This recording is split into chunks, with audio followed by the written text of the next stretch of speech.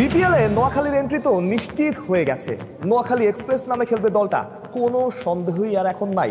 ৩০ তারিখ ড্রাফট, তার আগে নোয়াখালীবাসীর মনে প্রশ্ন, প্রত্যাশা, কেমন দল গড়বে নোয়াখালী। তাদের একটাই আশা, কোনো গড় পড়তামানের দল না, বড় দল হতে হবে, সেরা দল হতে হবে, চ্যাম্পিয়নের ফাইট দেওয়ার মতোই যেই দলটা থাকবে তেমন দলই করতে হবে। সেই প্রত্যাশা পূরণের চেষ্টাই করছে ম্যানেজমেন্ট। সূত্র বলছে, তার আগে বলে নেই আপনাদের চাওয়া কি, কেমন ক্রিকেটার কোচ আপনারা চান, মেন্টর হিসেবেই বা কাকে চান। সূত্র বলছে বেশ কজন নামী ক্রিকেটারের সাথে কথা বলছে নোয়াখালী, এবং সেটা হবে আপনাদের পছন্দ মতোই, অর্থাৎ ভালো লাগবে এমন নামই দলে ফেরানোর চেষ্টা করছে ফ্র্যাঞ্চাইজিটা। যদিও খুব অল্প সময়, তবে ইতিমধ্যে তারা দেশের তো বটেই দুনিয়ার অনেক বড় নামের সাথে কথা বলা শুরু করে দিয়েছে। শুরু থেকেই যদি শুরু করতে যাই, আমাদের কাছে কি খবর আছে, জনসন চার্লস, সূত্র বলছে জনসন চার্লস ছাড়াও আরও কিছু ক্রিকেটার, তবে আমি শুধু এখন জনসন চার্লসের নামটাই বলছি, আরও কিছু ক্রিকেটারের নাম আমি জানি যেগুলো বড় নাম, সঙ্গত কারণে সেগুলো বলতে পারছি না। বাট জনসন চার্লসের সাথে তাদের কথাবার্তা অনেকটাই এগিয়েছে, অর্থাৎ জনসন চার্লস যদি নোয়াখালী এক্সপ্রেসের হয়ে খেলেন, নোয়াখালীর জার্সি গায়ে জড়ান, তাতে অবাক হওয়ার মতো কিছুই থাকবে না। দেশীয় অনেক ক্রিকেটারের সাথে কথা হচ্ছে, একটা নাম আপনাদের বলতে পারি, সেটা হাবিবুর রহমান সোহান।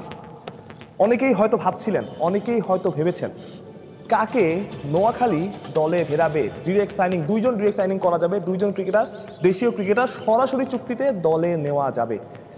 তাদের একজন হতে পারেন হাবিবুর রহমান সোহান, বা ড্রাফট থেকেও তারা তাকে দলে নিতে পারেন। অর্থাৎ সোহানের সাথে তাদের কথাবার্তা প্রায় পাকা। যদি ডিরেক্ট সাইনিংও না হয়, ড্রাফটেও সোহানের ওপর তাদের চোখ থাকবে। তবে আশা করা যায় যে যে দুজন ক্রিকেটাররা নেবেন, সোহান কি করতে পারেন, কি করেছেন সেটা তিনি সবশেষ উঠতিদের এশিয়া কাপেই দেখিয়েছেন। এমন সলিড হিটিং, এমন রিস্টের পাওয়ার বাংলাদেশি কজন ক্রিকেটার আছে সেটা হয়তো চাইলেই মনে করা সম্ভব না বা বলে দেওয়া সম্ভব না। অর্থাৎ সোহান খেলতে পারেন নোয়াখালী এক্সপ্রেসে, যেটা নিশ্চিত করে এই সময় যখন একজন ক্রিকেটার, সোহান ভালো ক্রিকেটার হোক, মাঝারি মানের ক্রিকেটার হোক, সেটা নিয়ে পরের কথা, বাট যখন একজন ক্রিকেটার রিদমে থাকেন তখন তার জন্য সব কিছুই ইজি হয়ে যায়, যেমনটা হতে পারে সোহানের জন্য। এবং এখানে খুবই চালাকি এবং ভালো কাজটাই করতে যাচ্ছে বা করার চেষ্টা করছে নোয়াখালী। যারা ফর্মে আছে তাদেরকেই দলে ফেরানোর চেষ্টা করা হচ্ছে, যেমন সোহানের সেই সামর্থ্য আছে।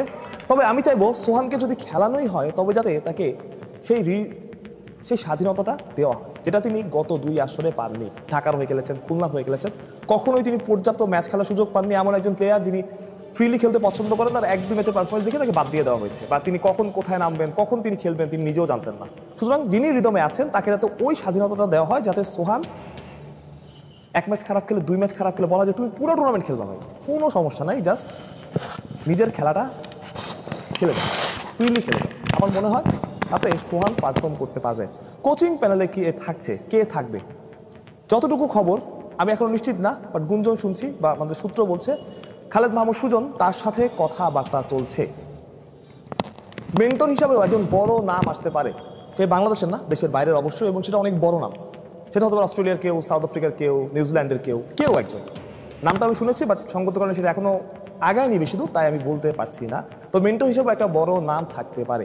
এই ছিল নোয়াখালী এক্সপ্রেসের সবশেষ আপডেট। আশা করা যায় বড় একটা দলই গড়বে নোয়াখালী। অনেক নেগেটিভ আলোচনা তো হয়, আমরা করি, তো একটু পজিটিভলি যদি চিন্তা করি, নোয়াখালী যদি বড় দল হয়, নোয়াখালী অনেক বড় ফ্যান পেজ আছে, নোয়াখালীর মানুষজন নোয়াখালীকে যতটা ওন করে সেটা আসলেই প্রশংসনীয়। নোয়াখালী অনেক বড় একটা ফ্যান পেজ পাবে, সেটার জন্য তাকে ভালো দল করতে হবে।